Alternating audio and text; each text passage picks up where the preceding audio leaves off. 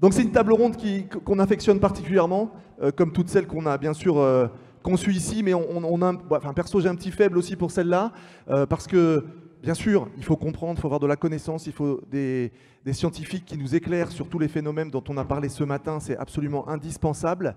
Mais ce qui est tout aussi indispensable, c'est d'avoir des activistes, des ONG, des militants qui sont sur le terrain et qui se coltinent parfois dans le rapport de force, parfois dans le danger immédiat, y compris pour l'intégrité physique de leur être, le combat contre tous ceux qui braconnent, surpêchent, polluent et nuisent à la biodiversité. Donc je suis extraordinairement fier et content d'accueillir sur cette scène des ONG que vous connaissez, dont vous avez déjà entendu parler et qui sont, à qui on a vraiment un grand coup de chapeau à tirer. Le WWF évidemment, Wildlife Angel, Bloom et Sea Shepherd. Et tout ça sera animé par Thomas, que je remercie beaucoup d'avoir accepté de le faire.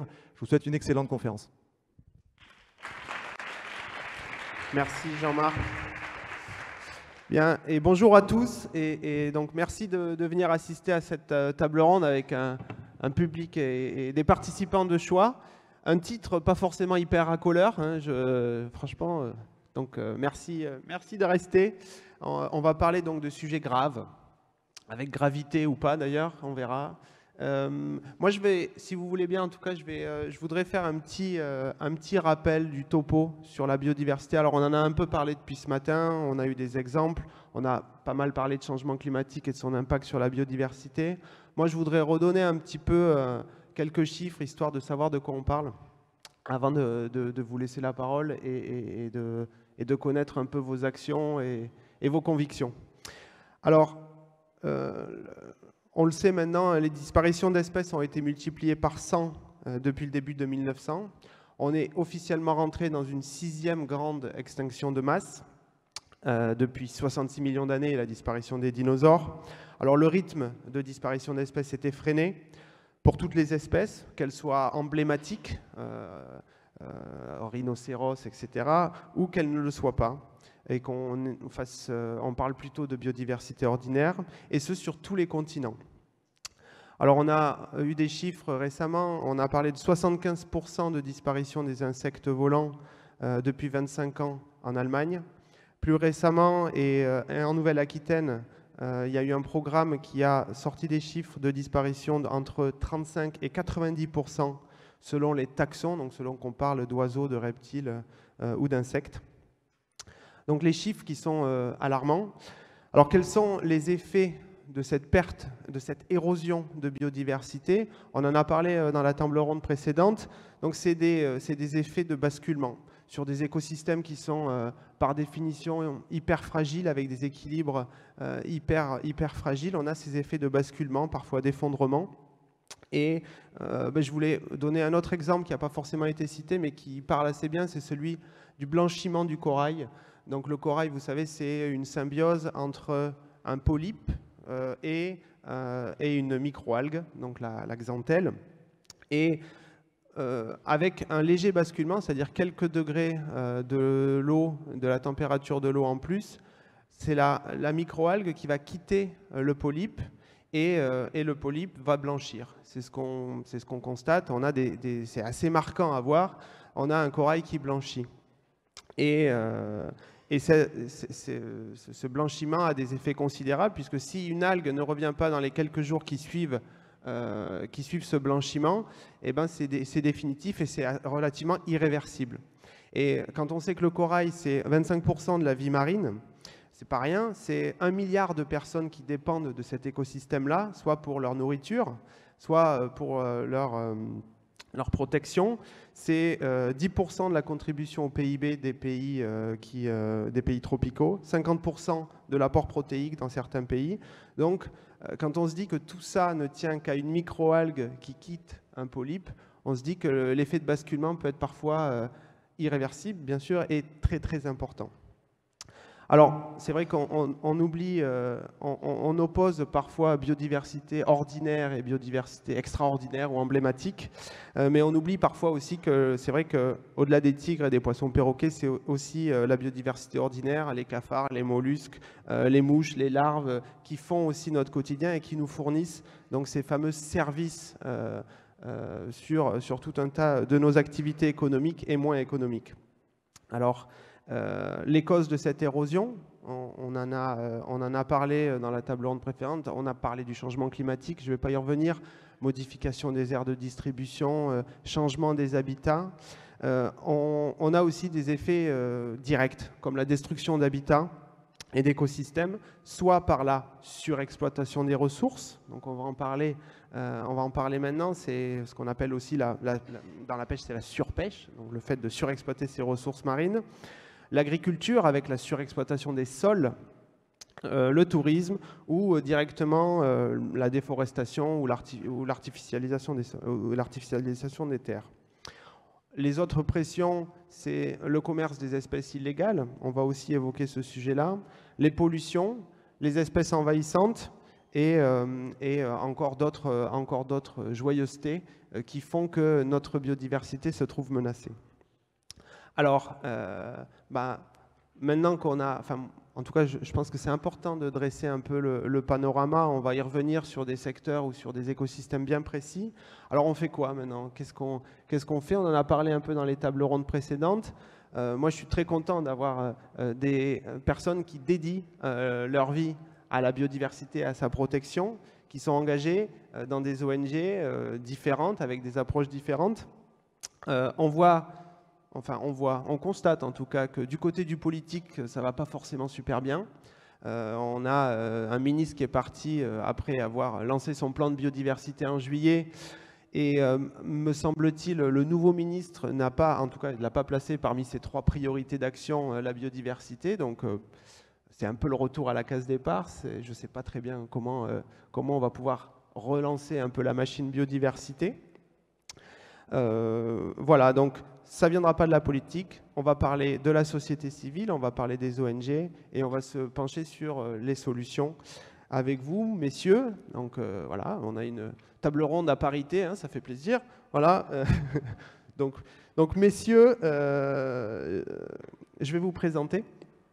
Donc on a, puis je vais faire un peu comme ça. Donc on a donc Laurent Michel Buckley de Sea Shepherd. Donc vous êtes coordinateur du groupe de Marseille et membre de l'équipe communication de Sea Shepherd France.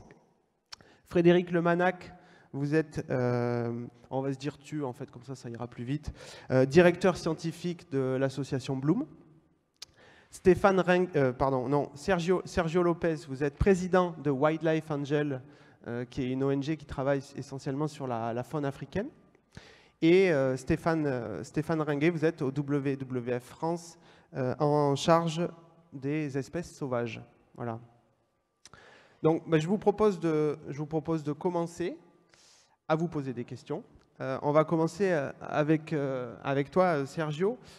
Si tu peux nous parler un petit peu de... c'est l'idée un peu de faire les présentations, de dire ce que vous faites, et puis parler un peu de votre quotidien, comment vous abordez les choses.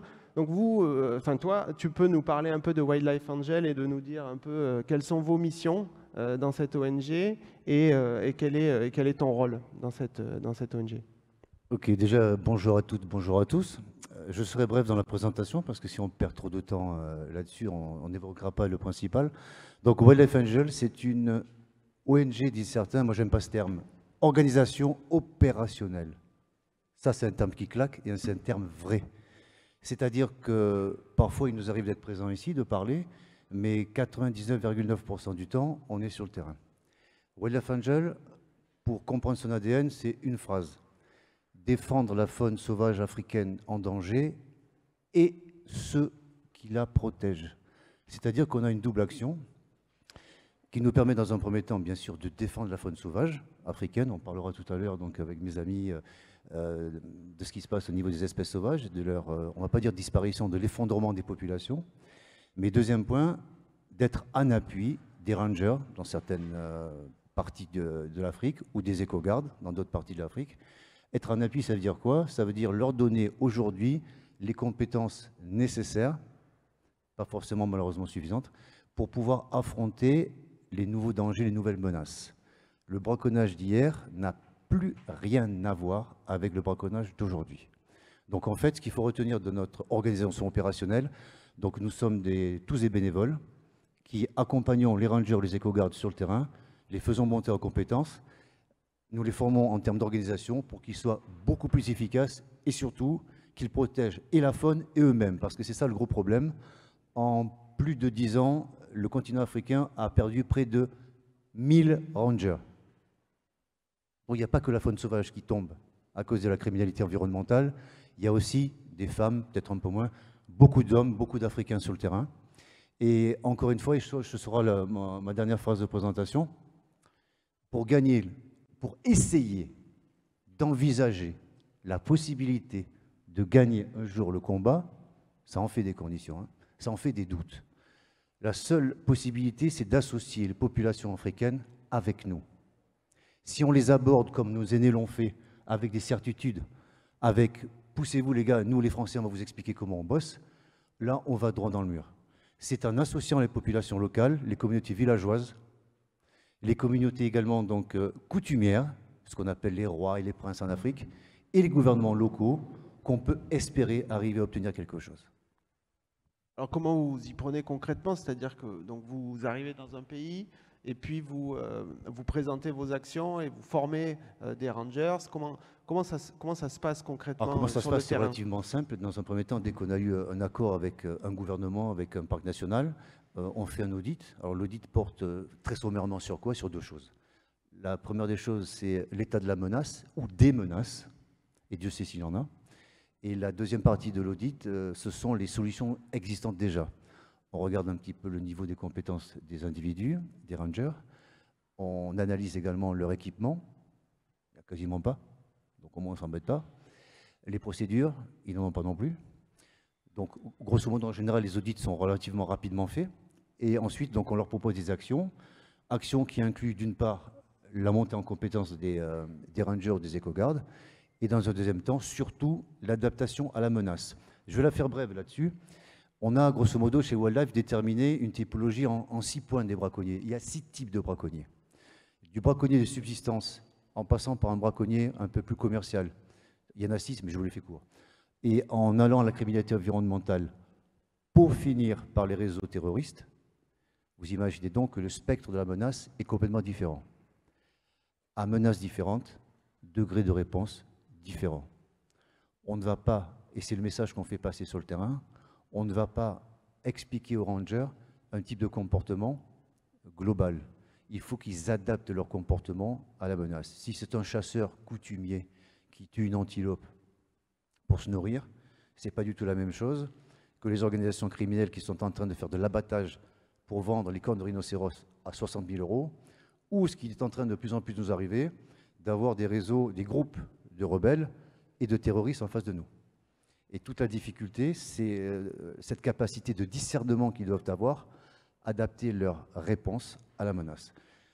Donc on est régulièrement sur le terrain, donc ça passe par l'Afrique australe, la Namibie par exemple, la République démocratique du Congo, en forêt primaire, par le parc W, par le nord de la Côte d'Ivoire, donc des interventions essentiellement donc, opérationnelles sur le terrain, avec eux, je dis bien avec eux, face à la menace.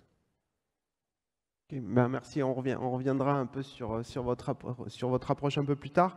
Stéphane Ringuet, donc au WWF France, vous êtes en charge des espèces sauvages, donc c'est un titre assez large. C'est peut-être pas ça, si? Non, c'est pas grave. En tout cas, bah, parle-nous un peu de ce sur quoi tu travailles, et je sais que c'est orienté sur le sujet du commerce des espèces illégales, donc commerce illégal des espèces. Donc, dis-nous un petit peu plus, s'il te plaît. Donc, tout d'abord, merci pour l'invitation.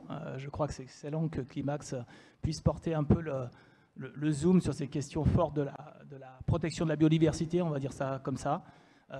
Sans opposition avec la notion de climat, si souvent on les oppose. Et je crois que l'enjeu de demain, c'est justement de de renforcer le bien-être sur l'humanité, quels que soient les angles d'attaque. Et aujourd'hui, effectivement, vous avez commencé par des aspects politiques ou des accords multilatéraux environnementaux qui ont effectivement une approche par pilier. Hein. On parle du climat ici, on parle de Ramsar ici pour les zones humides, on parle ici de la biodiversité, du commerce, etc. Je crois que l'angle de vue qu'a le WWF, c'est justement d'avoir cette notion, c'est comment demain laisser aux générations futures un monde vivable. On est dans un monde où il y a des limites, donc adresser cette question-là ne se résume pas simplement à s'attaquer à une menace particulière sur la biodiversité, mais sur l'ensemble des menaces qui pèsent sur le bien-être de l'humanité. C'est pour ça que parler des questions de production, de consommation, etc. sont fondamentales. Bien évidemment, la biodiversité, vous avez commencé par ça, s'érode, c'est une réalité. On ne va pas disséquer et raconter tous les chiffres qui sont publiés et connus de tout le monde maintenant. On n'est plus dans cette phase-là. Donc l'objectif du WWF, donc je suis d'un des représentants du WWF ici, c'est de travailler justement sur ces questions liées notamment là sur les espèces sauvages, sur la biodiversité en général, avec l'orphelin dont on ne parle pas, mais qui sont les habitats. Hein. Pourquoi parler d'espèces sauvages sans parler d'habitats? Parler de biodiversité, c'est parler des habitats, c'est parler des espèces à tous les niveaux, mais c'est aussi parler des interrelations. Je m'inclus dans les espèces. Les hommes sont les espèces. Et c'est fondamental. À partir de là, c'est comment créer effectivement les conditions pour assurer un bien-être pour l'humanité, que ce soit dans les océans, dans les forêts, où que ce soit. Alors bien sûr, les espèces sont des indicateurs forts, quelque part, de la santé de nous-mêmes. Travailler sur les espèces, on va dire, drapeaux, que tout le monde connaît, ou le grand public connaît, les tigres, les éléphants, les rhinocéros, etc. Le panda, je vois qu'il y a un panda ici. C'est pas pour rien, c'est que quelque part, c'est une façon aussi de faire en sorte qu'il y ait une adhésion forte du grand public et de pouvoir communiquer fortement sur les enjeux qui se dessinent aujourd'hui sur la planète. Leur disparition telle qu'elle se dessine aujourd'hui, les éléphants, là c'était mentionné tout à l'heure, mais c'est sur le continent africain, ne parlons même pas de l'Asie, c'est clairement des signaux très forts qui nous sont envoyés sur notre capacité aujourd'hui à ne pas pouvoir gérer notre planète. C'est ça le problème. Donc mon objectif, au WWF, en tant que chargé de programme lié au commerce d'espèces sauvages, donc moi je travaille sur les questions plutôt commerciales, mais pas que, c'est justement parce que cette question-là, c'est une menace réelle qui s'est dessinée sur de très très nombreuses espèces dans les années 50, 60 et 70, qui ont amené notamment à la création de cette convention internationale qu'on appelle la CITES, qui réglemente le commerce international des espèces sauvages menacées, parce que c'est une menace importante par rapport à la surexploitation des espèces sauvages. Mais il y en a plein d'autres, vous les avez mentionnés. L'habitat, n'oublions pas, est de loin, à mon sens, un des plus importants, au-delà du climat, tel que c'était mentionné tout à l'heure. Et puis plein d'autres, la pollution, etc. Donc le sujet, à mon niveau, c'est comment effectivement, au quotidien, hein, c'est une des questions que vous avez posées, au quotidien, c'est sur le programme du commerce espèces sauvages, avec l'ensemble de mes collègues au niveau international. Nous avons 100 bureaux dans le monde, donc on a une vision, je pense, assez globale, avec des questions fortes en Asie, en Afrique, en Amérique du Sud, en Europe, etc. C'est comment arriver à avoir une approche pragmatique pour effectivement, sur la question du commerce illégal, on va peut-être en parler, sur la question de la criminalité liée aux espèces sauvages, qui a été précisée là, quelle approche peut-on avoir concrètement, sachant que les enjeux, sachant que les méthodes, sachant que plein de choses ont changé en 5-6 ans dans le monde pour s'attaquer à ces questions-là. On n'est plus aujourd'hui sur la question des aires protégées, de lutte contre le braconnage, etc., qui est fondamentale. Il faut avoir une approche pragmatique, holistique, largement supérieure, qui demande des moyens, qui demande des partenariats, qui demande des approches un peu différentes. Donc mon travail, c'est d'essayer de soutenir ce programme au niveau mondial, au niveau français, puisque je suis basé en France, au programme national. Alors sur ce sujet du commerce illégal, parce que moi, on a beaucoup de croyances en fait, on a les souvenirs de commerce d'ivoire, etc., et on a l'impression que ça consiste en quelques carapaces de tortues aujourd'hui, ou alors à l'inverse, qu'il y a tout un réseau souterrain mafieux ou terroriste. En fait, on sait peu de choses, enfin, de mon point de vue, et du grand public, en tout cas, j'ai l'impression ou en tout cas, les connaissances sont peu claires. Est-ce que tu peux nous en dire un petit peu plus sur ce commerce illégal? Est-ce qu'il a un réel poids sur l'érosion de la biodiversité et quel est-il? Alors, il y a quand même pas mal de publications maintenant. Alors, c'est vrai que c'est un sujet nouveau qui émerge. Pas nouveau sur le sens de prise en compte par les États de cette question-là. Encore une fois, la Convention internationale qui réglemente donc le commerce d'espèces sauvages dans le monde a été créée en 1973, mise en vigueur en 1975. Donc, ce n'est pas un sujet nouveau sur la table. Donc, ce qui est nouveau, peut-être, comme ça a été dit, c'est les acteurs qui viennent maintenant dans le paysage en matière d'exploitation des ressources sauvages, que ce soit le bois, que ce soit la pêche, ou que ce soit d'autres espèces, éléphants, rhinos, etc. C'est ça qui a changé. Donc ce n'est pas quelque chose de nouveau. Par contre, pour donner des idées peut-être sur l'ampleur, c'est peut-être ça qui parle davantage, il est coutume de dire, à travers les chiffres d'Interpol ou du PNU, quand la question du commerce illégal des espèces sauvages au sens global du terme, en valeur, je parle bien en valeur, arrive sans doute au 3e ou au 4e rang derrière le trafic des stupéfiants ou le trafic d'armes, par exemple, ce qui est assez élevé. Ça, c'est une chose.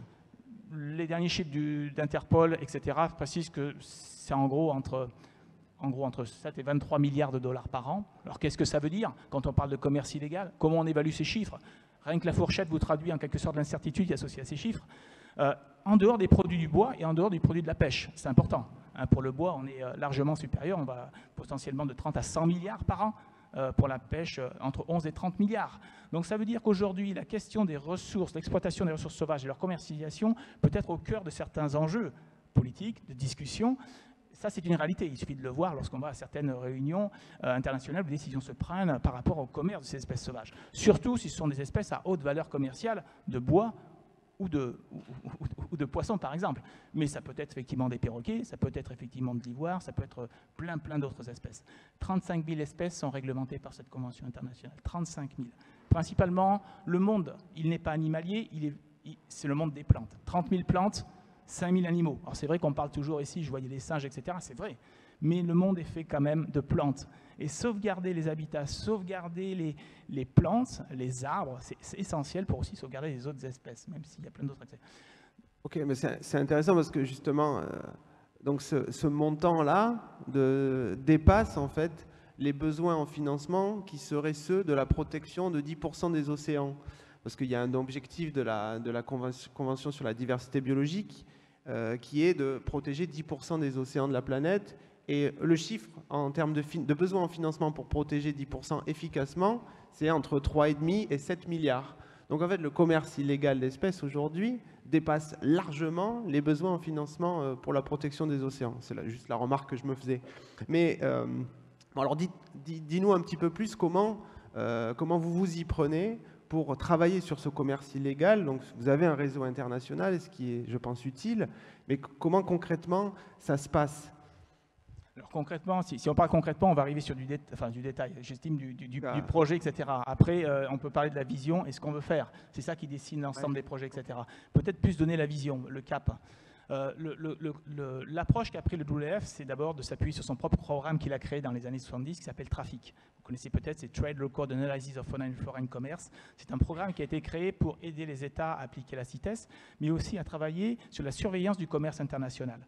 Et au regard, comme ça a été dit tout à l'heure, de la modification dans le monde des enjeux, des pressions qu'il y a sur les ressources naturelles, et notamment l'émergence de ce qu'on peut appeler aujourd'hui la criminalité liée aux espèces sauvages, il fallait avoir une nouvelle stratégie.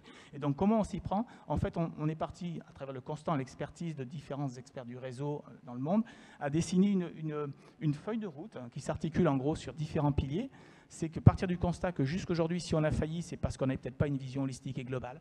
Donc, travailler sur la lutte contre le braconnage, effectivement, dans les pays sources. Travailler sur la lutte contre le trafic, parce qu'effectivement, il y a des réseaux organisés transnationaux partout, et aussi travailler sur la question de la demande, notamment dans les pays asiatiques, mais pas que. Travailler sur ces trois piliers est fondamental, au-delà de la mobilisation politique nécessaire, puisque derrière, elle peut dessiner effectivement des plans financiers, etc., pour effectivement s'assurer que sur ces trois piliers, si on joue en même temps, on a peut-être une chance, effectivement, non pas de faire plus de saisies, etc., mais d'éradiquer des réseaux criminels qui, eux, sont à la source de l'entretien de tout ça. Donc c'est ça notre objectif. Et derrière ça, on a effectivement plein de schémas d'intervention, sachant que l'enjeu, il est où par rapport à des... Et ça a été dit un petit peu, mais formulé un peu à la WWF, l'enjeu, c'est comment modifier le comportement d'un criminel qui, aujourd'hui, est très intéressé pour décimer une espèce, un milieu, etc. C'est ça. Quelque part, c'est ça. Et pour ça, il faut augmenter son effort pour avoir accès à ces ressources.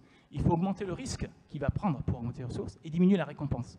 Et donc, notre approche, braconnage, trafic, réduction de la demande, mobilisation politique, c'est jouer sur l'effort, le risque et la récompense. Et derrière ça, on met en place des activités qui visent justement à augmenter l'effort, etc., à diminuer le risque, diminuer la récompense. Du trafiquant, des réseaux, pour effectivement que ces derniers puissent quelque part changer de comportement et aillent ailleurs. Alors vous allez me dire, attention au commerce. C'est très connu dans le commerce, lorsqu'on gagne quelque part, le commerce se déplace et va agir sur autre chose. Là, on parle de criminalité liée aux espèces sauvages. On sait que la criminalité, elle passe aussi d'un secteur à un autre, elles sont souvent liées. Ça peut être les armes, ça peut être des stupéfiants, c'est connu, il y a plein d'exemples comme ça, on le sait. Donc, l'enjeu pour nous, c'est le vivant, la protection du vivant. Hein. Donc, travailler sur ces questions-là, c'est comment démotiver pour faire en sorte que là où c'est rentable aujourd'hui, parce que c'est ça en fait, hein, il y a une nouvelle niche fiscale quelque part pour les trafiquants. Ah ben, on gagne beaucoup en prenant très peu de risques. Ah ben, nous, on doit travailler pour que justement ce risque soit supérieur, etc. Notre stratégie est basée là-dessus. Super, merci. On va y revenir. Partons un peu sur la pêche. Donc, on a nos sujets, braconnage, commerce illégal. Maintenant, parlons de pêche, Frédéric. Est-ce que tu peux nous dire un peu les chiffres de la surpêche? Donc, on entend beaucoup de choses aussi. On entend la disparition des poissons en 2048. C'était le sujet d'un article en 2006. Et le truc refait surface de temps en temps. Est-ce que c'est vrai? Est-ce que c'est faux? Et c'est quoi la surpêche aujourd'hui? Ce chiffre de 2048, il est intéressant parce qu'effectivement, il revient très souvent dans les médias. Pourquoi? Parce que c'est puissant d'avoir un chiffre. En fait, le chiffre, la justification de ce chiffre dans l'étude scientifique, elle est un peu compliquée. C'était simplement une extrapolation d'une tendance, toutes choses égales par ailleurs. Et donc, ils ont dit, voilà, si ça ne change rien, si c'est business as usual, en 2048, on considérera qu'il n'y aura plus de population de poissons exploitables à un niveau commercial. Ce n'est pas la disparition de tous les poissons. Déjà, c'est la première chose. Faire disparaître une espèce de poisson, il faut quand même beaucoup de volonté. Parce comme les lapins des Kerguelen. C'est ça. Voilà, on retrouve un petit peu les propos, j'imagine, de Cédric Marteau, j'étais pas là, mais j'imagine qu'il a parlé de ça.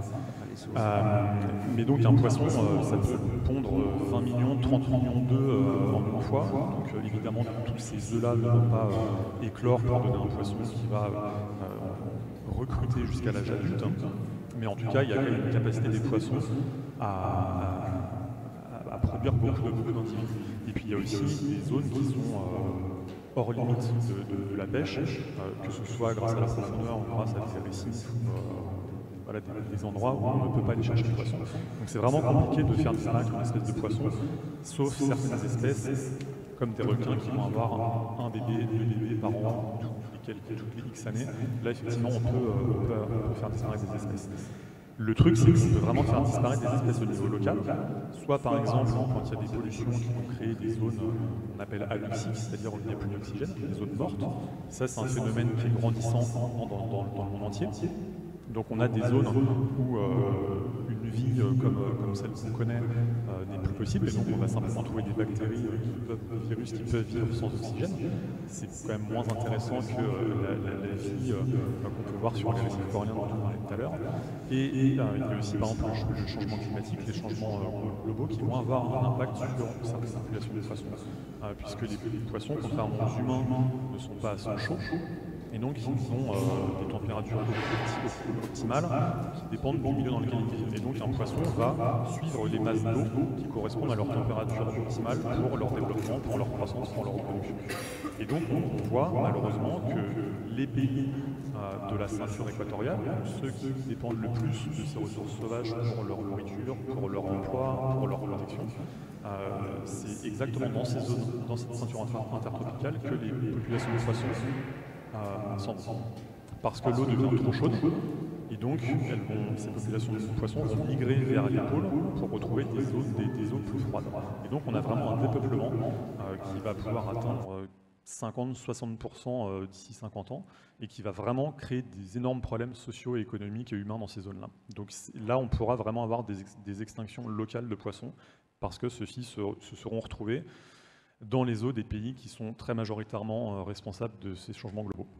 Donc on a un dépeuplement qui n'est pas directement de notre fait, puisque bon, c'est du changement climatique, donc on est quand même un petit peu responsable, mais il y a aussi des impacts plus directs, comme justement la surexploitation des ressources, cet effort de pêche qui a explosé au cours des dernières décennies, et aussi la pêche illégale peut-être. Oui, alors la pêche illégale, je ne vais pas trop rentrer dans les détails parce que c'est déjà le terme de pêche illégale est un petit peu galvaudé, donc on va aussi parler par exemple de pêche illégale pour les pêcheurs artisans côtiers qui ne déclarent pas leur capture parce qu'ils sont en dehors d'un système de contrôle. Moi, je ne considère pas vraiment que ce soit de la pêche illégale, mais dans certains chiffres qu'on peut entendre au niveau mondial, ça va être inclus dans la pêche illégale. Mais en tout cas, ce qu'on a vu au niveau mondial, c'est vraiment une expansion de la pêche depuis la révolution industrielle, parce qu'il y a eu des évolutions technologiques qui ont fait qu'on a pu pêcher beaucoup plus efficacement. Donc avant, on pêchait au niveau de la zone côtière et on a dû aller très vite parce qu'on a eu des extinctions locales de poissons, ou en tout cas des populations de poissons qui étaient à des niveaux tellement faibles qu'on ne pouvait plus les exploiter commercialement. On a dû aller plus loin. On a dû aller aussi plus profond. Actuellement, on peut pêcher jusqu'à 2000 ou 2500 mètres de profondeur. Imaginez la quantité de gasoil qu'il faut pour aller tracter des filets à 2500 mètres de profondeur, c'est absolument colossal. Bien sûr, quand on va exploiter ces populations de poissons profonds, ça va être des populations qui vont être extrêmement vulnérables parce que c'est des poissons qui vont se reproduire à 30 ou 40 ans et qui vont pouvoir vivre jusqu'à 150 ans. Donc à partir du moment où on les capture, on met en danger la population.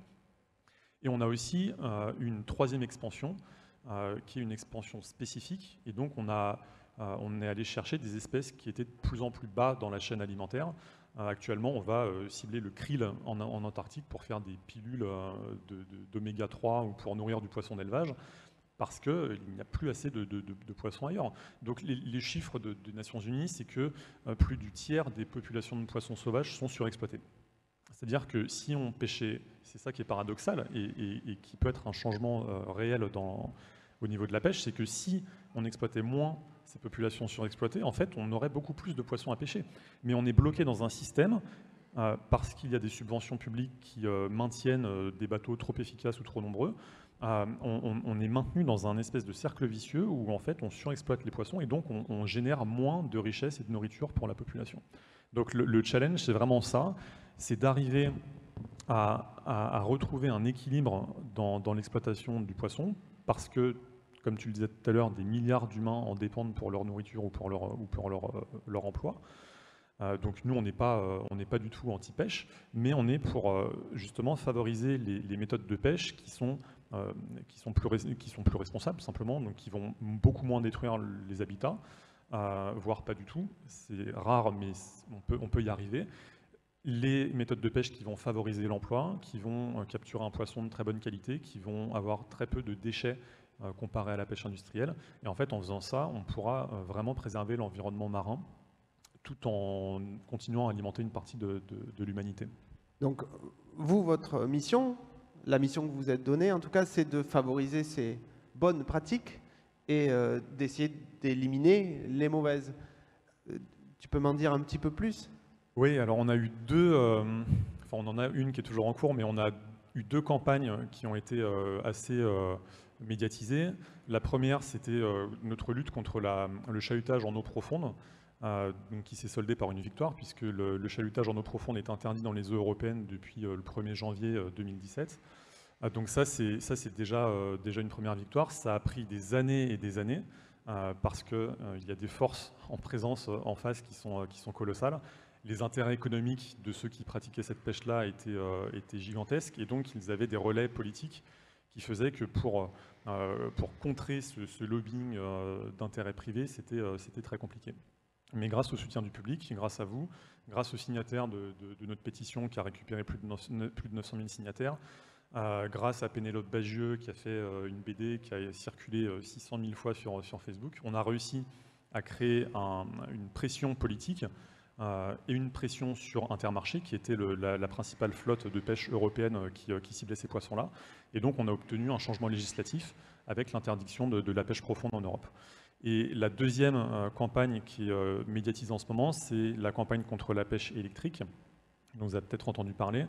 Donc ça, c'est la nouvelle innovation des pêcheurs industriels néerlandais, qui ont en fait trouvé que utiliser de l'électricité dans l'eau, c'était forcément beaucoup plus efficace pour aller extraire le dernier poisson du sédiment. Et étant donné que c'est beaucoup plus efficace pour aller chercher ce poisson-là, ils consomment aussi beaucoup moins de carburant. Et donc, ils arrivent à rester à flot, alors que c'était une pratique qui était condamnée il y a encore quelques années. Donc, la pêche électrique, elle pose un énorme problème, parce qu'elle est tellement efficace qu'elle menace de survie tous les autres pêcheurs artisans de la zone où elle est pratiquée, en mer du Nord. Et donc, il y a vraiment un impératif social, en plus de l'impératif environnemental, de lutter contre cette méthode-là. Et donc, on a réussi à orchestrer une campagne assez assez efficace grâce à certains de nos partenaires qui sont dans la salle, Fondation Nature et Découverte et plein d'autres. Mais on a réussi à créer vraiment une pression publique qui a fait qu'en janvier dernier, on a gagné un vote au Parlement européen alors qu'il était perdu d'avance. Mais on a réussi à obtenir du Parlement européen une interdiction totale de la pêche électrique en Europe. Ce n'est pas encore gagné parce que les processus européens sont très compliqués.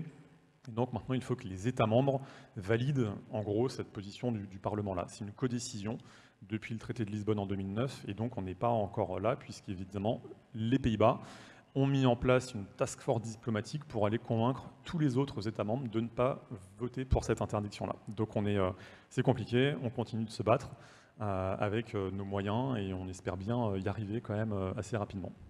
Donc vous vous heurtez énormément au lobby, qu'il soit privé ou public finalement, en parlant des Pays-Bas.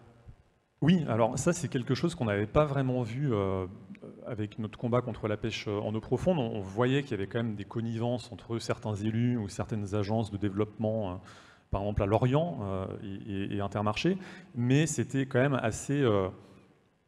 c'était un peu flou, quoi. On ne voyait pas vraiment le lobby industriel marcher main dans la main avec les décideurs politiques.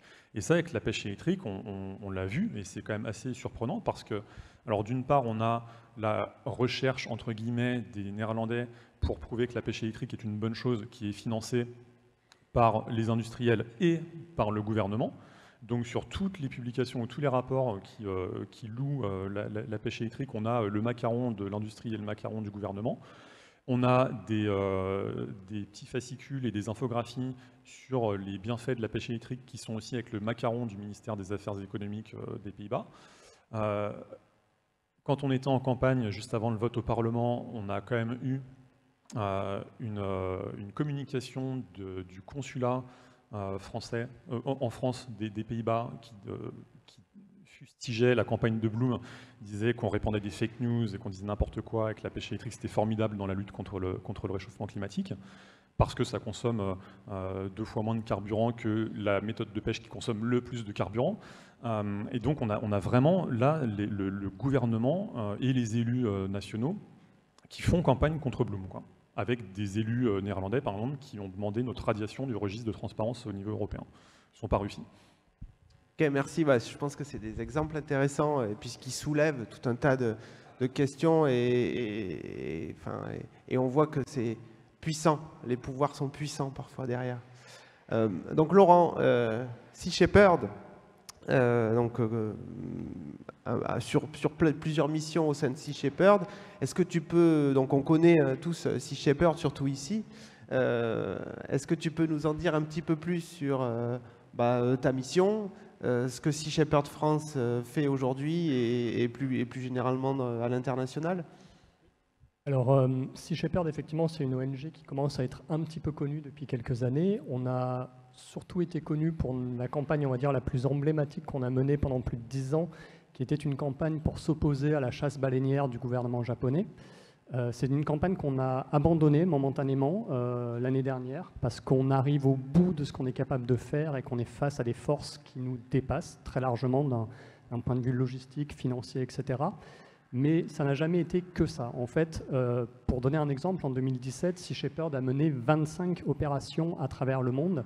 Donc on a la spécificité d'être une organisation d'intervention directe, d'action directe sur le terrain. J'ai beaucoup aimé la description de Sergio qui dit qu'ils sont une organisation opérationnelle. Je veux bien la reprendre à notre compte aussi. Notre travail, c'est d'aller sur place pour s'opposer directement, physiquement, à tout ce qui est pêche illégale, braconnage. Et pour rentrer un peu en résonance avec les thèmes qui sont abordés lors de ce climax, on a développé depuis 2014 pas mal d'opérations en Afrique, notamment en Afrique de l'Ouest. L'Afrique de l'Ouest, c'est une zone au niveau mondial qui concentre jusqu'à 40% de la pêche illégale. C'est une zone d'abondance au niveau des espèces, c'est un petit Éden en fait, avec une biodiversité incroyable, plein d'espèces de requins, de baleines, de dauphins, etc. Malheureusement, c'est des pays qui n'ont pas toujours les moyens de contrôler leurs eaux territoriales et on voit des flottilles étrangères, qu'elles soient chinoises, russes, européennes, françaises, qui viennent se servir directement dans leurs eaux territoriales en toute illégalité. Sur ces 40%, quand on dit que l'Afrique de l'Ouest concentre 40% du braconnage, 90% de ce braconnage a lieu dans les eaux territoriales des pays. Parce qu'ils savent en fait qu'il n'y a pas de patrouille, il n'y a pas de garde-côte. Donc en fait, on a commencé ce type d'opération en 2014, et c'est Sea Shepherd France qui a lancé la première. C'était l'opération qui s'appelait Sunugal. Sunugal, ça veut dire notre bateau, c'est de là dont vient le nom Sénégal par la suite. Donc c'était en collaboration avec le gouvernement sénégalais, et notamment son ministre de l'Environnement de l'époque, qui s'appelait Haïdar El Anoui, qui nous avait appelés. Et en fait, ils voulaient mettre un terme à cette pêche illégale parce qu'ils se font littéralement piller leurs ressources. Et dans ces pays d'Afrique de l'Ouest, il n'existe pas de pêche industrielle. Ce n'est que de la pêche artisanale ou semi-artisanale.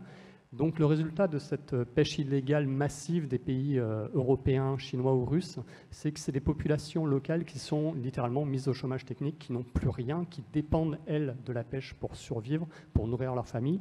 Donc on s'est déplacé au Sénégal. On envoyait un bateau, un équipage, gratuitement, parce qu'on est une organisation indépendante, on refuse tout financement étatique ou institutionnel, on tient beaucoup à cette liberté. On a envoyé un bateau, il a patrouillé, il a fait quelques arrestations, et assez rapidement, on a été confronté aux limites de ce type d'action, c'est-à-dire qu'en fait, on avait l'accord du président du Sénégal, on avait l'accord du ministre de l'Environnement, mais on avait négligé une chose, c'est qu'on n'avait pas l'accord de l'armée. Et en fait, l'armée s'est soulevée contre notre présence et on a dû quitter le pays assez rapidement. Mais on n'a pas abandonné, loin de là, cette idée, puisque ça a donné des idées à d'autres pays africains et ensuite, notamment, le Gabon. Le Gabon nous a appelés et cette fois-ci, on a fait en sorte d'avoir l'accord de toutes les branches concernées. Donc on a l'accord de l'armée, on a l'accord des forces de police, on a l'accord du gouvernement, des différents ministères concernés. Et depuis 2016 au Gabon, la 3e mission vient de commencer. Donc il y a eu une mission en 2016, en 2017 et en 2018 qui vient de commencer. On mène une opération qui s'appelle Albacor, en collaboration du coup avec le gouvernement gabonais. Et c'est le même principe, c'est-à-dire qu'on les aide à patrouiller leurs eaux pour arrêter les bateaux qui pêchent illégalement et qui braconnent.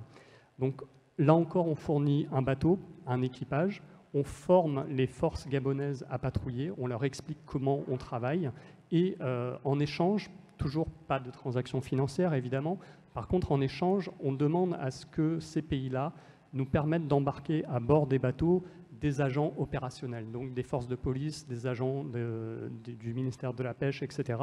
Ce qui nous permet, en fait, quand on détecte un bateau en train de pêcher illégalement, ça nous permet de l'arraisonner, de contrôler sa cargaison et éventuellement de l'arrêter et de le saisir. Donc c'est un mode d'action très efficace qui peut surprendre quand on connaît l'image qu'a Sea Shepherd. Ça surprend souvent qu'on travaille en collaboration avec des gouvernements. Et c'est là l'aspect très paradoxal, en fait, c'est-à-dire que c'est des gouvernements qui n'ont pas les moyens, mais qui ont la volonté politique forte de préserver leur environnement, de préserver les communautés locales, à la différence de beaucoup de gouvernements plus riches, plus développés, qui, eux, auraient 20 fois les moyens, mais n'ont aucune volonté politique derrière. Donc on continue ce travail au Gabon. Il y a Sao Tomé qui s'est joint à l'opération également. Et en 2017, le Gabon a annoncé la création de 20 parcs et réserves marins. Donc ça va être la plus grande aire protégée marine d'Afrique. C'est 53 000 km².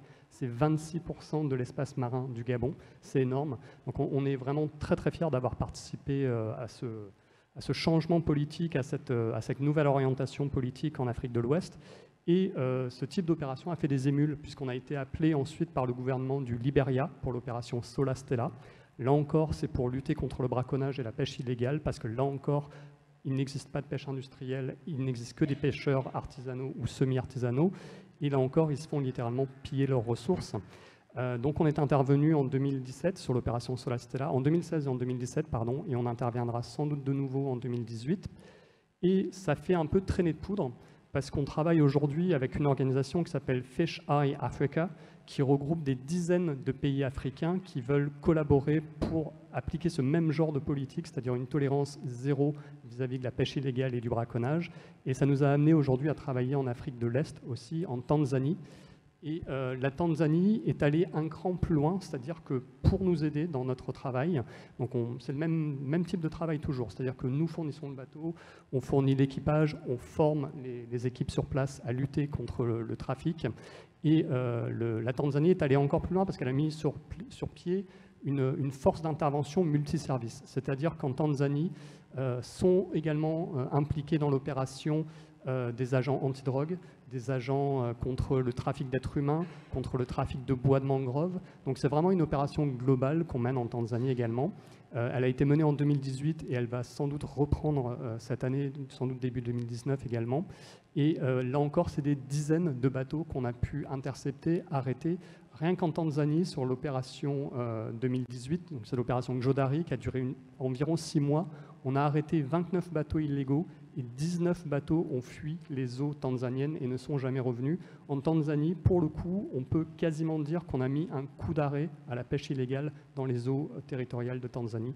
Donc voilà, c'est ce type d'opération et il me semble que ça rentre pas mal en résonance avec la problématique globale du climax, puisqu'on a parlé, enfin, il va être évoqué les migrations, les problèmes de l'Afrique et on essaye d'avoir cette vision globale, c'est-à-dire que les problèmes de l'Afrique, c'est pas simplement la pêche, c'est pas simplement la préservation des ressources naturelles, c'est des problèmes globaux et on essaye d'amener notre aide à ces gouvernements-là.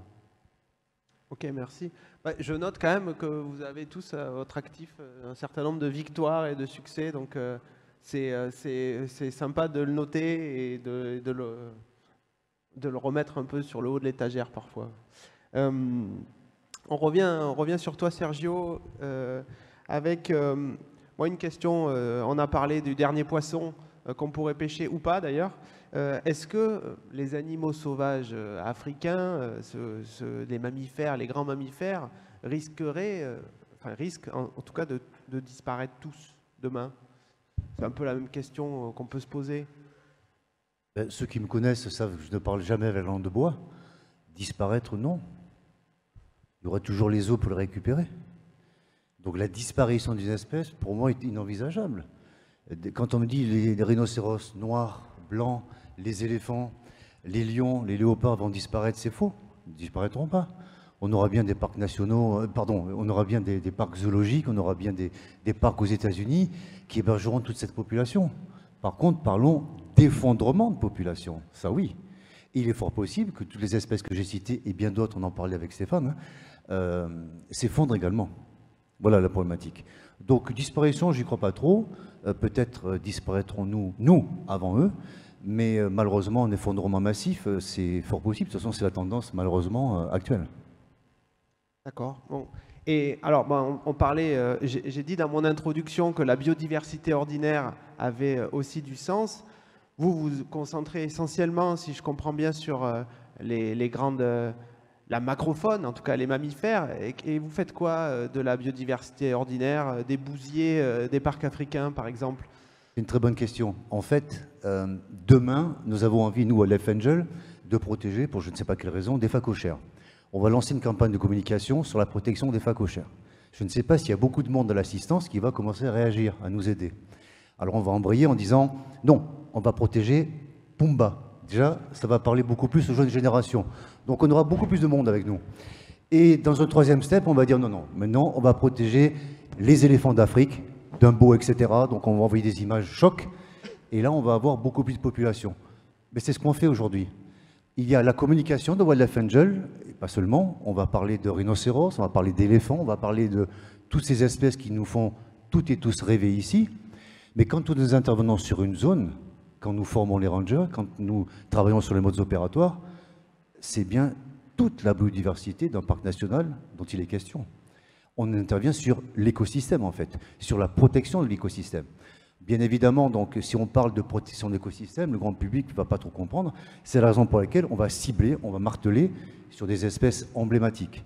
Mais je vous rassure, le bousier fait partie également de notre cible, parce que quand on va intervenir sur un réseau d'orpailleurs, vous savez, en ce moment en Afrique, il y a une grande quantité d'orpailleurs qui creusent en dehors, mais à l'intérieur des parcs nationaux, pour récupérer de l'or. Et savez-vous comment on nettoie l'or sur place? Avec du cyanure et du mercure. C'est-à-dire que non seulement ils vont faire des trous partout, les éléphants sont susceptibles de tomber dedans, les antilopes également, mais également vous avez une quantité de mercure et de cyanure qui partent dans les nappes phréatiques. Et je ne vous dis pas donc en termes d'empoisonnement de sol, de flore également, tout ce que ça peut donner. Quand nous intervenons auprès des orpailleurs, ce n'est pas forcément les éléphants qui sont ciblés. Par contre, ça fait bien partie de cet écosystème. Et Stéphane insistait lourdement là-dessus. Si on n'a pas une approche globale, alors nous l'avons certainement moins que VVF, bien sûr, malgré tout, quand on intervient sur un parc national, c'est bien d'écosystèmes dont il s'agit. Les Bousiers également. Bon, me voilà rassuré. Stéphane, on revient un peu sur le sujet du commerce illégal. On a parlé de certains succès. Est-ce que toi, chez WF, vous avez un succès ou plusieurs succès à votre actif? Ou est-ce que vous avez, en tout cas, amélioré la connaissance? Parce qu'avant d'arriver à enrayer un circuit particulier, il faut arriver à le connaître. Enfin, explique-nous un peu en particulier comment ça marche, ce commerce illégal, et comment on peut essayer d'enrayer la machine. Je me garderais bien de parler de succès en conservation de la nature, parce qu'un succès, je voudrais bien cranter et dire qu'on ne revient pas en arrière. On travaille sur des vivants et par définition, gagner une bataille, voilà, il faut toujours être au taquet et au bon niveau. Le monde change, nous devons changer, et donc les succès peuvent aussi changer. Donc le succès d'aujourd'hui n'est pas celui de demain. La question de fond, en fait, par rapport au succès, on peut toujours donner des exemples, je peux en donner, qui peut être concret. Par exemple, moi, ce que j'estime un succès, c'est plutôt la transformation de la pensée et de raisonnement et la façon de travailler, par exemple. En Europe, on a développé en 2005, et on a travaillé 5 ans avant, sur une plateforme de collaboration interservices de contrôle et des organes de gestion de la faune sauvage et des plantes en Europe. Donc aujourd'hui, on a 33 pays qui échangent des informations sur le commerce illégal des espèces sauvages. En quoi c'est transformationnel dans notre système de pensée, de travailler? Jusqu'aujourd'hui, les organismes de contrôle travaillent en silo. Ils ont leur propre base de données, ils échangent très bien entre eux, mais pour s'adresser à la question du commerce illégal, on l'a dit, souvent c'est lié à d'autres types de commerce, etc. Il faut pouvoir partager l'information. Or aujourd'hui, on souffre du manque de partage d'informations. Dans un monde où tout le monde communique avec tout le monde, dans un monde où on a plein d'outils, en fait, lorsqu'on attaque les sujets cruciaux, on n'a même pas les moyens, les plateformes, les espaces de discussion qui permettent de travailler sérieusement pour attaquer un problème précis. On a donc développé ce qu'on appelle TWIX, Trade Wildlife Information Exchange, une plateforme d'échange d'informations entre l'ensemble des services de contrôle notamment. C'est plus de 25 langues, c'est une centaine d'organisations différentes qui ont leur propre schéma de pensée, de formation, etc. Et pourtant, elles travaillent ensemble. Voici pour moi un succès dans le sens humain, au service de la conservation, qui permet rien qu'en 2014 de lancer 13 enquêtes internationales visant des personnes qui sont impliquées dans des commerces illégaux importants. Je ne sais plus, c'était en 2011-2012, un Allemand qui était au Galapagos, qui voulait ramener des tortues. Bon, mais grâce aux informations liées à TWIX en Europe, on a pu renseigner le gouvernement de Galapagos pour que cette personne, effectivement, purge 3-4 ans de prison. Voilà. Donc ça, c'est juste un petit exemple qui me paraît intéressant dans le sens que c'est comment changer notre rapport dans nos fonctions, dans nos travails, qui paraissent a priori loin des questions de la biodiversité. Comment convaincre aujourd'hui un douanier, un policier belge, allemand, bulgare, etc., que la biodiversité doit être au centre de ses préoccupations? Ce n'est pas gagné. Justement, à travers ce genre d'outils, on valorise ces professions qui trouvent un intérêt aussi à travailler là-dedans, à échanger de l'information, un bulgare avec un parisien, etc., sur du caviar, etc. On travaille, on donne du sens au métier, on fait en sorte que ces personnes-là soient partie prenante et desservent un dessein au-delà de administratif, etc. Le curseur, ce ne sont pas les saisies. Les curseurs, ce n'est pas les paperasseries, les contrôles physiques, etc. Le curseur, c'est qu'à un moment donné, on fasse la différence. On a arrêté des gens, on a effectivement éradiqué un réseau.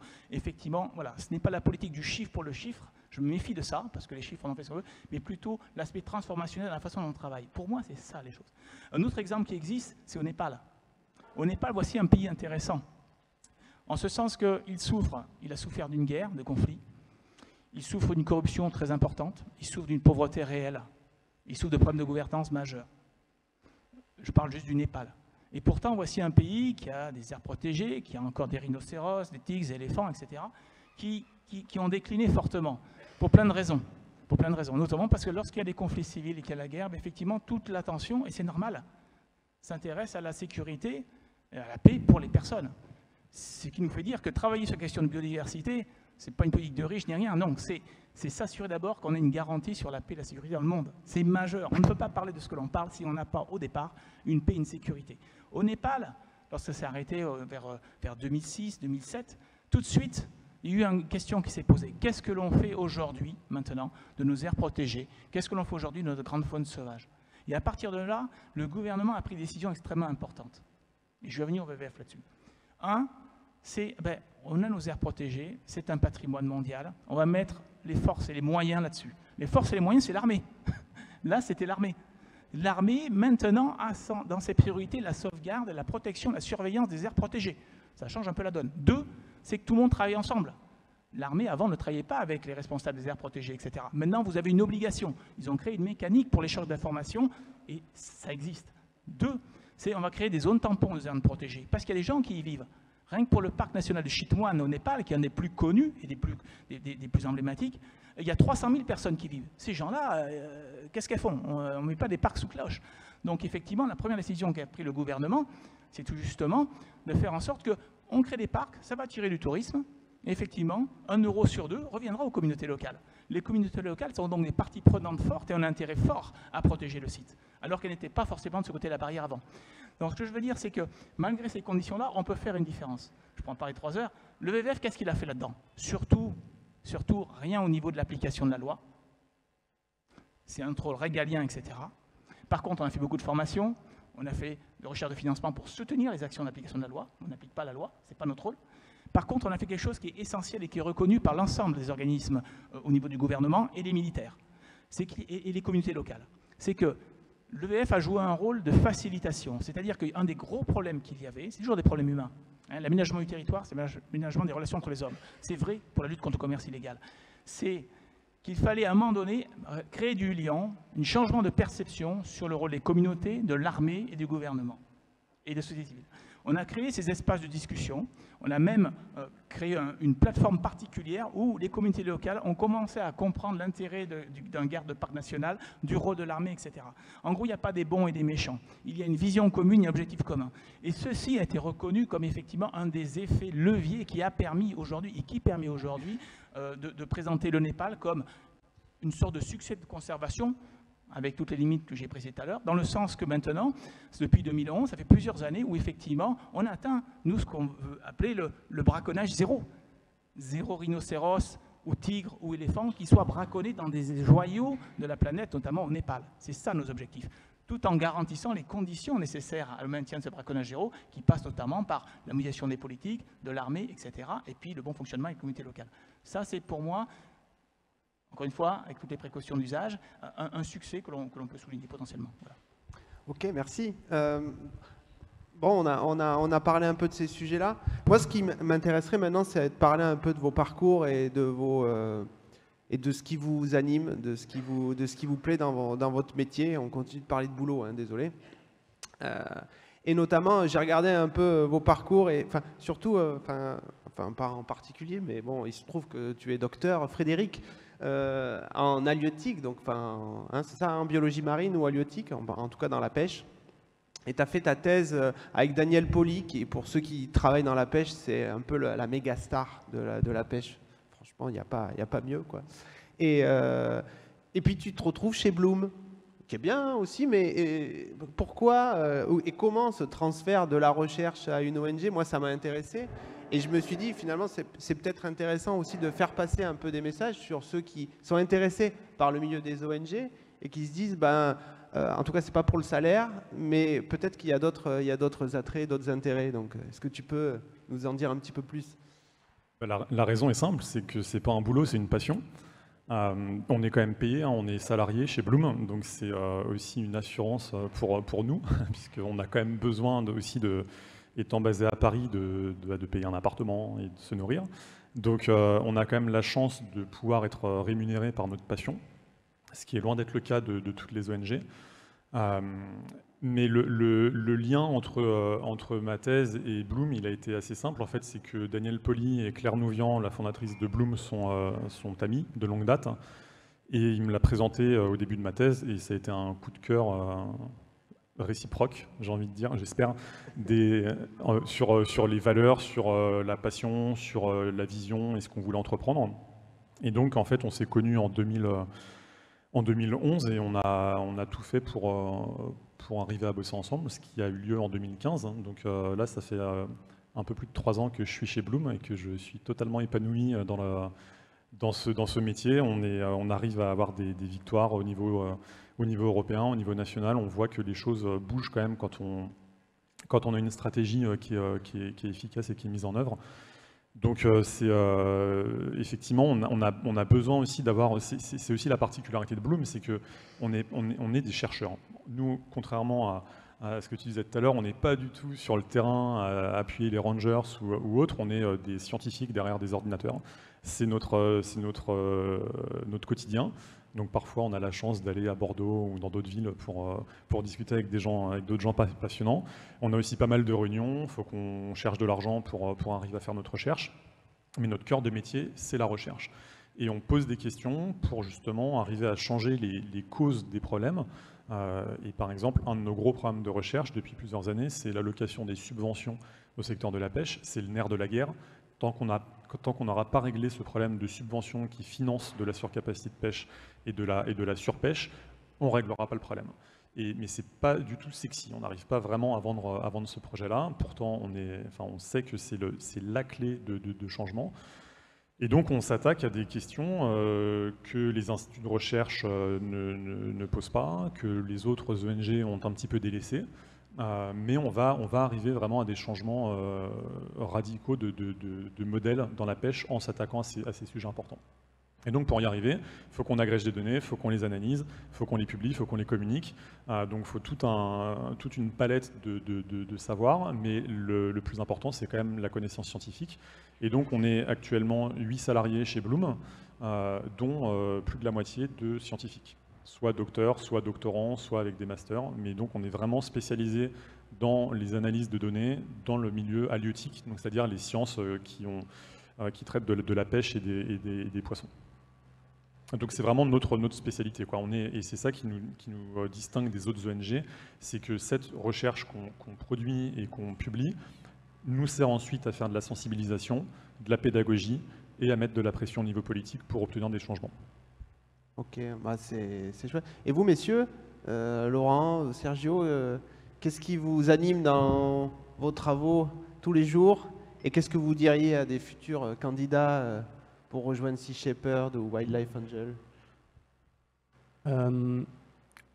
Pour rejoindre Sea Shepherd, je pense que ça nécessite d'avoir une vision un peu globale. À la différence d'autres organisations, d'autres ONG, Sea Shepherd essaye d'avoir une vision philosophique derrière, c'est-à-dire qu'on essaye de démonter le mythe de l'anthropocentrisme pour se focaliser sur ce qu'on appelle le biocentrisme, c'est-à-dire remettre l'écosystème au centre des préoccupations et arrêter de penser l'homme en dehors de l'écosystème, l'homme comme gestionnaire d'un écosystème. Tout ça, pour nous, c'est des aberrations. Et ça démonte un peu le mythe de Sea Shepherd, d'associations ONG de gros bourrins qui partent en mer et qui éprennent des bateaux sans savoir pourquoi. Il y a vraiment une vision philosophique du monde derrière. Moi, c'est ça qui m'a séduit. J'ai rejoint cette organisation en 2012. En 2014, je suis parti sur ma première mission sur le terrain aux îles Féroé. Et en fait, sur place, j'ai rencontré des centaines de bénévoles qui étaient venus sur leur temps de vacances, sur leur temps libre, qui s'étaient déplacés à l'autre bout de l'Europe, parfois à l'autre bout du monde, des bénévoles qui venaient d'Afrique du Sud, qui se sont tous retrouvés au même moment, au même endroit, pour la même cause. Et en fait, j'ai vu les résultats sur le terrain, c'est-à-dire qu'aux îles Féroé, pour ceux qui connaissent, il se déroule chaque année un massacre de globicéphales. Le globicéphale, c'est un très gros cétacé. Entre juin et octobre, ils en massacrent des milliers. En 2013, on n'était pas présent. Ils en avaient tué à peu près 1350. En 2014, on était présent. Ils ont réussi à en tuer 36. Et en fait, ça a fait un déclic pour moi. Et je me suis dit, c'est là que tu es utile, c'est là que tu dois agir. Et j'ai continué sur cette lancée-là. Mais aujourd'hui, ce qui est chouette, c'est qu'on voit plein d'approches. On voit des approches plus institutionnelles, du lobbying, des approches scientifiques. Et toutes ces approches sont nécessaires. Mais parfois, on peut être un peu dérouté ou se dire « j'ai pas forcément les ressources pour m'engager auprès d'une ONG ». Si, l'engagement citoyen, c'est l'engagement numéro 1. Nous, on croit beaucoup aux forces présentes dans la société civile, en fait. On fait très très peu de lobbying parce qu'on a une analyse, une vision où on se dit que les grands changements sociétaux sont rarement intervenus du fait des gouvernements. Si on pense aux changements sociétaux majeurs de ce siècle, la lutte pour les droits civiques par exemple, ce n'est pas un gouvernement qui l'a voté. C'est la société civile qui s'est soulevée, qui a fait front, et c'est des mouvements de la société civile, et c'est en ça que croit Sea Shepherd. Donc après, On se nourrit et on collabore avec d'autres ONG qui ont d'autres approches, avec des scientifiques qui nous permettent d'avoir une vision plus précise, avec des ONG qui ont des entrées au Parlement européen, des choses comme ça. Toutes ces approches sont complètement complémentaires, mais le Kidam, n'importe qui peut s'engager et faire une différence sur le terrain à son niveau. Ajouter quelque chose ? Pour répondre brièvement et directement à la question que tu as posée, donc ce qui nous motive aujourd'hui, je peux parler au nom d'un certain nombre de membres opérationnels de Wildlife ici, c'est certainement pas l'argent, puisque aucun salarié n'est chez nous pour le moment. Désolé les gars, ça va pas changer. Ça c'est le premier point. Deuxième point, ce qui est intéressant, au-delà de tout ce dont on a parlé, la protection de la faune, etc., c'est à un moment donné, égoïstement, il y a deux points qui sont majeurs. Le premier point, c'est d'être au contact des rangers, certes, mais aussi des populations locales, avec le poids de leur culture, le poids de l'histoire, de leur histoire et de leurs problématiques. Et encore une fois, ne pas arriver avec notre tête d'Européens bien pensants, mais s'adapter véritablement à la mentalité africaine et se rendre compte des richesses qu'il y a dans la tête et les états d'esprit de ces gens-là. Mais également la faune, parce que on pourrait discuter sur notre stand un petit peu plus tard, c'est également l'appropriation de la culture du comportement animal. Je ne parlerai pas de termes d'éthologie parce qu'on n'a pas le niveau d'un éthologue scientifique. Nous sommes ce que j'appelle, mettez-y des guillemets, des éthologues de terrain. On connaît très bien la faune sauvage. Je ne serais peut-être pas capable de l'exprimer en termes scientifiques, c'est certain. Mais par contre, le comportement d'un léopard, savoir pister un rhinocéros, savoir pister un lion, on va dire que chez Wildlife Action, on sait faire. Et c'est ça l'intérêt, c'est à un moment donné de comprendre le fonctionnement de la faune, et c'est ce qui nous fait vibrer ici. Et qu'à un moment donné, précisément, c'est cet échange interculturel, la culture africaine, ce que je qualifierais de culture de l'animal, que l'on essaie de s'approprier. Voilà, je crois que c'est effectivement les valeurs profondes aujourd'hui de Wildlife Angel, cette dualité, donc hommes et animaux. Stéphane, si tu veux ajouter quelque chose. Et puis après, on va ouvrir aux questions avec la salle. J'espère que vous en avez, préparez-vous. Moi, mon animation et motivation, il remonte à ma naissance, en fait. Moi, clairement, on ne devient pas quelqu'un, on est quelqu'un, à mon avis. Moi, je suis né, élevé à la campagne.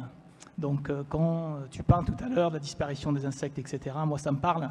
Dans mon enfance, les sauterelles, les moineaux, etc., il y en avait partout, il n'y en a plus aujourd'hui. Ce qui m'a motivé, moi, c'est mon enfance. J'ai eu la chance de vivre à un moment donné, encore, où en France, dans une campagne française en Limousin, il y avait encore la chance de voir beaucoup de faune sauvage, je pense. Ordinaire, je n'aime pas ce mot-là, personnellement. Parce que là, je pourrais rebondir là-dessus, mais je ne vais pas l'ouvrir. Mais franchement, je ne suis pas d'accord. Enfin, je suis d'accord, mais il y aurait beaucoup de choses à dire. La vraie motivation, moi, pour travailler, c'est que moi, aussi, j'ai de l'origine scientifique. J'ai eu la chance de faire beaucoup de terrain en Guyane française pour essayer de voir l'impact d'un grand aménagement français qui s'appelait EDF à l'époque, le barrage de Petit-Sauve, vous connaissez peut-être, premier barrage en milieu tropical d'EDF, et de travailler pour le Muséum national d'histoire naturelle en vue de comprendre l'impact d'un grand ouvrage comme celui-ci sur les milieux et la biodiversité. Moi, en travaillant notamment sur les marsupiaux et les rongeurs. J'ai eu la chance de travailler 3 ans là-dessus, enfin 4 ans, et de suivre ensuite, et de voir l'impact que ce type d'aménagement peut avoir sur la biodiversité. C'est fou, c'est fou. Je n'ai pas besoin de faire ce genre de recherche et d'études et de thèses pour le démontrer. Encore là, ça montre clairement les choses. Et ça montre qu'effectivement, la connaissance scientifique, le terrain à fond, la connaissance et se borner est nécessaire, à mon sens, pour pouvoir intégrer d'autres organisations qui, effectivement, vont pouvoir jouer sur d'autres niveaux. Moi, ce qui me motive, c'est de travailler en réseau au niveau mondial, d'avoir effectivement le réseau mondial. Ce que l'on peut faire en France, ce qu'on peut faire au Québec ou ce qu'on peut faire en Afrique, on ne le fait pas forcément d'Afrique, du Québec ou de France. Ça, c'est essentiel à comprendre. Tout est lié, on demande un monde très, très, très lié. C'est de pouvoir travailler dans des métiers très, très différents.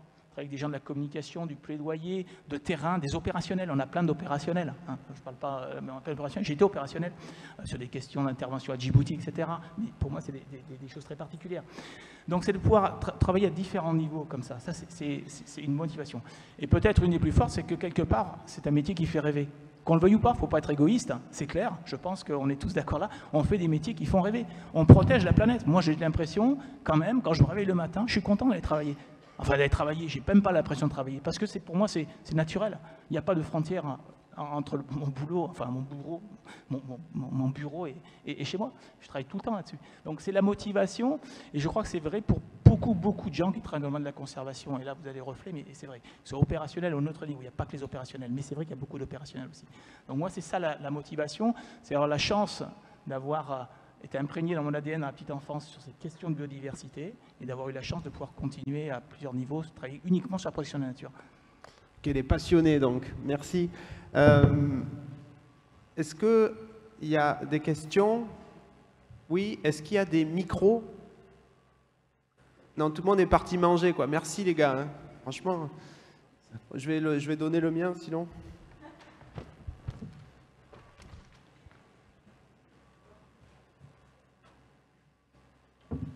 Bon, excusez-moi, en fait, j'ai écrit un peu parce que la question est un peu longue, mais bon. Donc ma question, parce que vous parliez de Guyane et puis d'orpaillage, donc moi j'y ai vécu, donc j'ai pu voir ce que ça pouvait faire. Donc ma question est la suivante, est-ce que vous trouvez l'engagement politique français crédible quand nous avons aujourd'hui un département français qui est payé de ses richesses qui s'appelle la Guyane? Donc pour y avoir vécu, vous parliez d'orpaillage dans les parcs nationaux, mais nous avons un projet qui s'appelle Montagne d'Or aujourd'hui, une grosse unité d'orpaillage en plein cœur du département français et des réserves, parc naturel guyanais. Nous avons des forages en eau profonde au large pour une compagnie pétrolière, alors que nous avons découvert une richesse exceptionnelle. Nous avons des déforestations sans limite de bois rares en Guyane, des populations comme les Bushinengue aussi, qui sont en train de mourir car il n'y a plus de bois, enfin ils ne peuvent plus vivre si eux dépendent du milieu naturel comparé à nous. Donc voilà, croyez-vous que le peuple français aujourd'hui peut contrecarrer ces projets et sommes-nous souverains de nos choix en termes d'environnement et d'écologie? Je vous remercie. Oui, bonjour. C'est l'association de défense des ressources marines qui s'adresse à vous. Frédéric Lemanac a très justement mis la lumière sur le partenariat entre le lobby de la pêche commerciale et le gouvernement néerlandais. Nous souhaitons attirer l'attention sur le même type de partenariat qu'il y a ici en Gironde entre la préfecture d'une part et le lobby de la pêche d'Arcachon. En clair, ces chaluts qui sont exclus par la loi des 3000 côtiers pour justement protéger les nourriceries et les fonds marins. Les chaluts ne sont pas dangereux uniquement en eau profonde, hein, ils sont dangereux partout, on est bien d'accord. Eh bien, ces chaluts sont exclus par la loi depuis 2 siècles. La préfecture s'arrange depuis des dizaines d'années pour permettre à ces chaluts de continuer à pêcher au ras de la Gironde.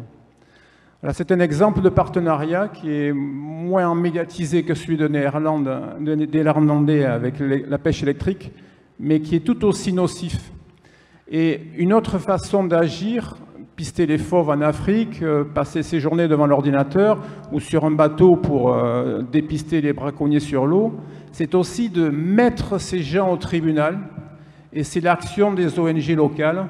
Et je pense que c'est une 4e façon d'avancer. C'est ce que nous faisons. Merci. Une dernière question, là. Bonjour. J'avais une question concernant le tourisme autour de la chasse. Donc, on voit régulièrement sur les réseaux sociaux des personnes qui s'affichent avec des éléphants, des fauves morts, avec une certaine fierté. Et je me demandais comment localement vous travaillez d'une part avec les ministres du tourisme, comment cette pratique est encadrée et est-ce que ça a un réel impact sur la disparition de certaines espèces? Alors, on a 3 questions différentes. On les reprend dans l'ordre. Guyane? Quelqu'un? Merci, puisque je n'ai pas de la Guyane, je vais reprendre le fil de la Guyane. Ah, oui. J'ai travaillé en Guyane en 94, 15, 16 et mon site d'études qui était sur le barrage, qui était sur un saut, qui était à 2 heures de pirogue d'un 15 chevaux de Sinnamary. C'était le premier site d'orpaillage en Guyane. Donc je travaillais dans des conditions où la nuit, parce que je travaillais avec des animaux nocturnes, ce sont des petits mammifères, une quinzaine d'espèces, et la nuit, j'éteignais ma lampe parce qu'il y avait des orpailleurs qui circulaient la nuit, non pas pour extraire l'or, mais pour tuer des singes, pour nourrir le camp. Et puis quelques prostituées, et puis toutes les gens qu'il y a autour d'un camp. Donc cette réalité, elle remonte à un sacré moment. Effectivement, ça a pris une dimension importante. Et c'est un sujet sur lequel nous travaillons d'OEF. Nous avons un bureau d'OEF en Guyane française qui travaille notamment sur ces questions d'orpaillage parce que nous estimons effectivement que c'est un vrai sujet. Les questions du Brésil, etc., c'est un sujet réel. Après, la question de la fragmentation des milieux, parce qu'on parle de barrages, d'orpaillage, etc., la vraie question, c'est la fragmentation du milieu et la disparition rapide des espèces sauvages dedans. C'est une réalité. Pour l'avoir vécu et l'avoir mesuré quelque part, eu la chance de le mesurer, c'est extrêmement rapide. Extrêmement rapide. Alors aujourd'hui, on ne peut plus souffrir de l'idée de se dire « on ne sait pas ». Ça, c'est faux. On sait, clairement. Il n'y a plus cette épargne, ce que je disais tout à l'heure. C'est donc un choix politique. Pourquoi soutenir, vous avez cité le sujet de la montagne d'or tout à l'heure, je ne sais plus si c'est vous qui l'avez cité. Bon, vous connaissez la position du WWF, clairement. Je crois qu'on a assez communiqué là-dessus, on est clairement contre. Hein, je vous invite à aller sur notre site et de voir le plaidoyer et nos argumentations. Je ne vais pas les développer là, ça y est, clairement non. La question, c'est la vision. On a aujourd'hui des joyaux. La France n'est pas la France métropolitaine. La France, ça a été dit pour l'Arctique tout à l'heure, etc. On a plein de joyaux dans l'outre-mer. Et la biodiversité est aussi là-bas. Nous doit être considérée comme telle.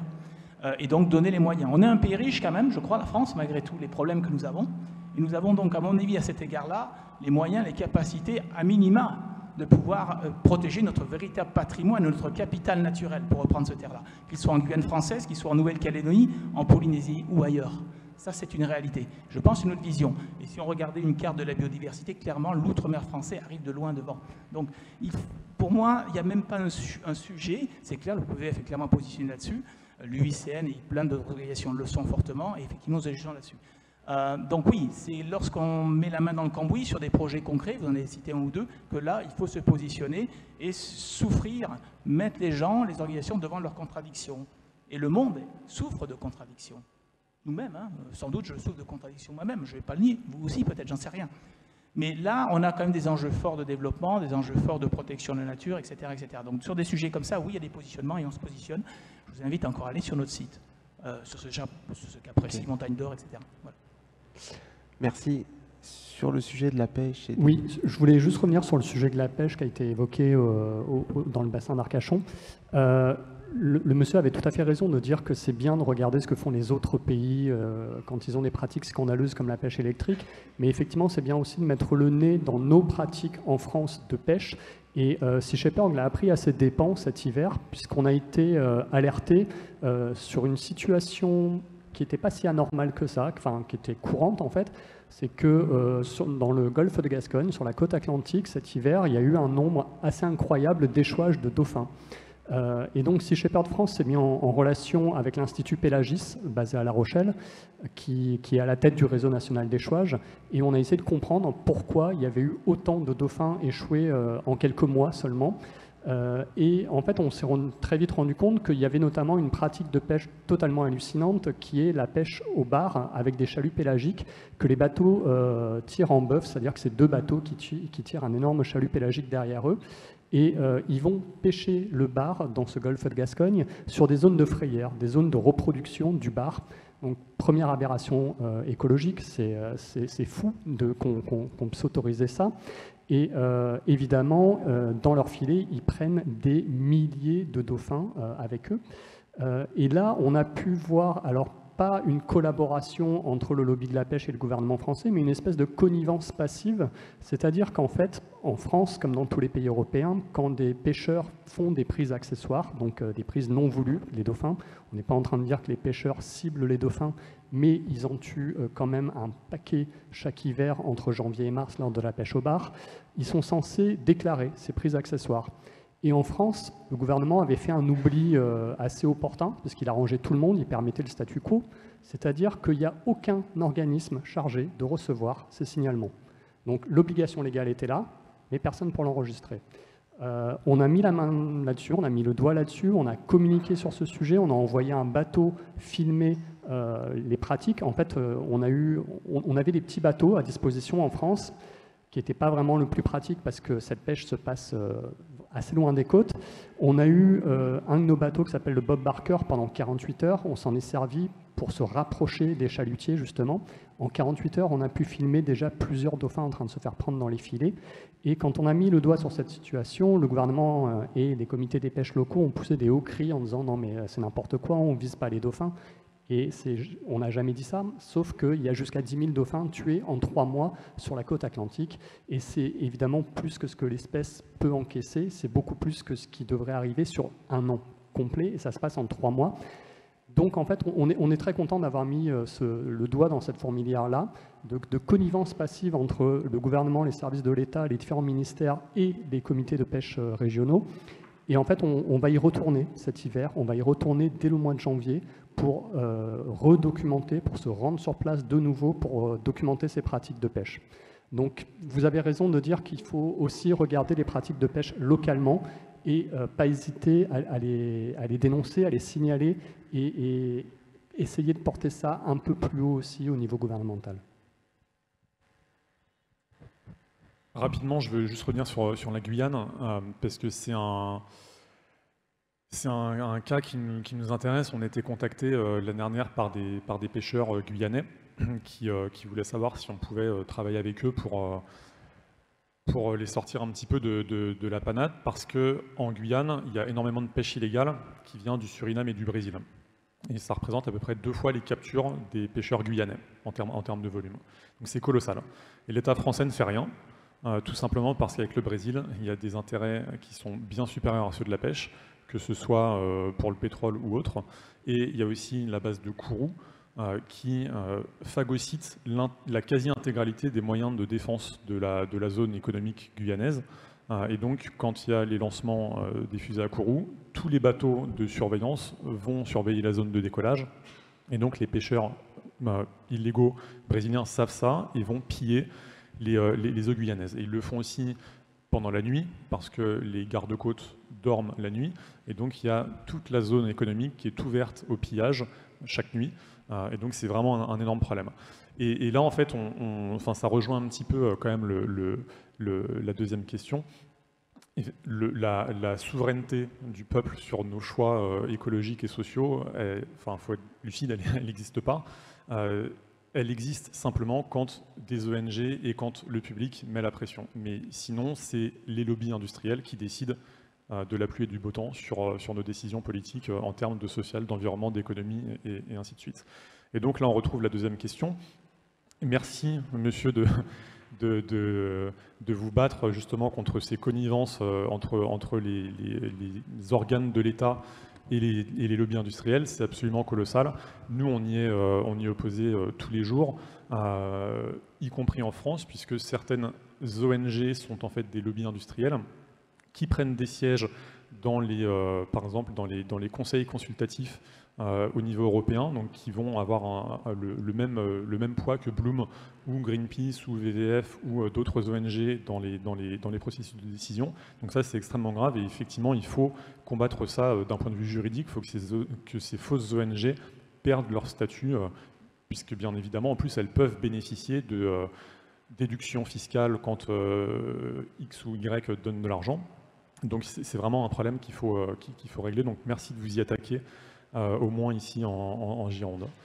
Mais je veux juste donner peut-être pour quantifier et vous donner une image de ces lobbies face à qui on s'attaque. Après notre succès au Parlement européen en janvier contre la pêche électrique, il y a eu une enquête sur nous au niveau européen parce que 3 députés néerlandais ont demandé au registre européen de transparence de nous radier.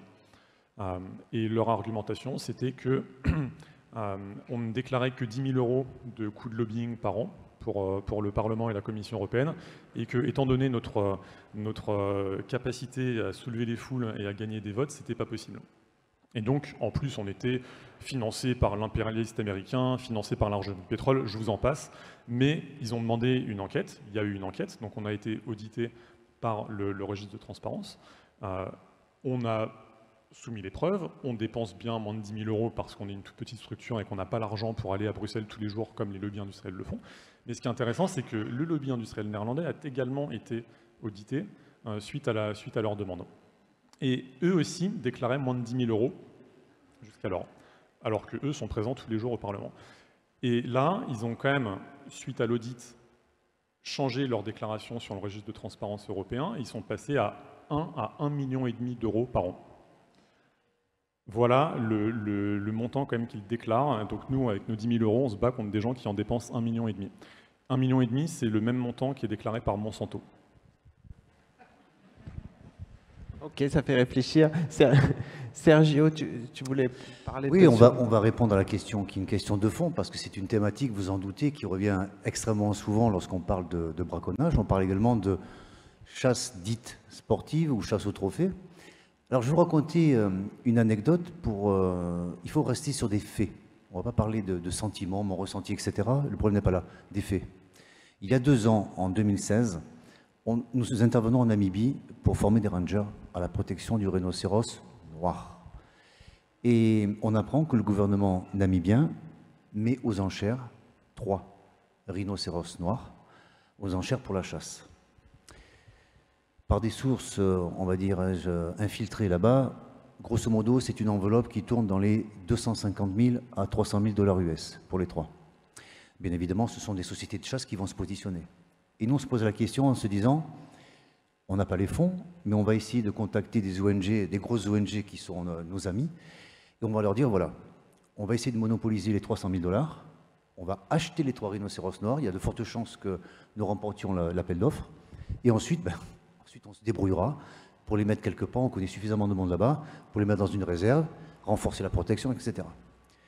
D'une part, les ONG m'ont répondu « Oh, c'est un peu compliqué comme affaire. En plus, il y a le gouvernement en face. Non, on va laisser tomber. » Il y a une organisation gouvernementale, pas gouvernementale, en Namibie qui s'appelle NACSO et qui gère l'intégralité des conservancies, des communautés en Namibie, et qui nous a dit « Attends, Sergio, tu n'y penses pas. Dans les 300 000 $ US, il y a une grosse partie, alors grosse, je ne sais pas quel est le pourcentage, qui part aux communautés villageoises, qui part à la protection donc, des animaux, qui part dans, comment dirais-je, dans la dimension économique nécessaire pour entourer ces zones-là.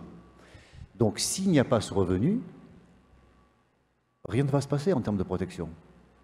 Et donc, malheureusement, comme nous n'avions pas les fonds, la chasse a été autorisée. Attention, ce n'est pas de chasse illégale dont on parle. La CITES a mis le rhinocéros noir en annexe 1, mais si vous farfouillez un petit peu dans l'annexe 1, vous verrez que 3 rhinocéros noirs en Namibie, et je crois 5 de mémoire en Afrique du Sud, étaient autorisés à la chasse. Et si vous regardez un autre document, celui de l'UICN, la liste rouge, le rhinocéros noir est en CR, c'est-à-dire Critical Endangered, en danger critique. Or, la CITES elle-même autorise l'abattage de 3 rhinocéros en Namibie et peut-être 3 ou 5, je ne m'en souviens plus, en Afrique du Sud. Dont acte. Quelques jours plus tard, j'étais dans le nord de la Namibie avec des Bushmen, que je connais depuis de très longues années. Je discutais avec eux et puis ils me disent, tu vois, il y a 20-30 ans, le gouvernement namibien, le gouvernement botswanais, nous a interdit la chasse traditionnelle, la chasse coutumière. Ce sont des chasseurs-cueilleurs, les Bushmen. On a été interdit, une petite antilope, un dik-dik, on ne doit pas le chasser. Et aujourd'hui, on nous dit, ah oui, mais 3 rhinocéros noirs, 300 000 $, les chasseurs américains ont bien le droit de les chasser. Qu'est-ce qui se passe dans le monde aujourd'hui? Qu'est-ce que vous faites? Et je réponds quoi? Je vous pose la question.